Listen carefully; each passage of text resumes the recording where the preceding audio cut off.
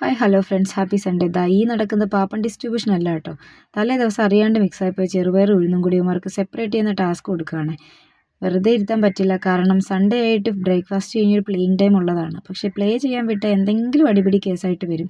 അതുകൊണ്ട് എന്തെങ്കിലും പണി കൊടുത്ത് സൈഡാക്കണം എന്ന് വെച്ചിട്ടാണ് ഇത് കൊടുക്കുന്നത്. അത്ര നേരമെങ്കിലും അടങ്ങിയിരിക്കുമല്ലോ.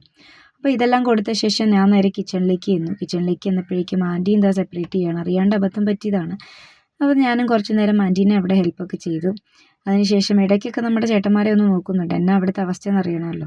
ഫസ്റ്റ് ടൈം നോക്കിയപ്പോൾ ഇതായിരുന്നു, എല്ലാവരും ഭയങ്കരമായിട്ട് ടാസ്കിൽ എൻഗേജ്ഡ് ആയിട്ടൊന്നും ചെയ്യുന്നുണ്ടായിരുന്നു.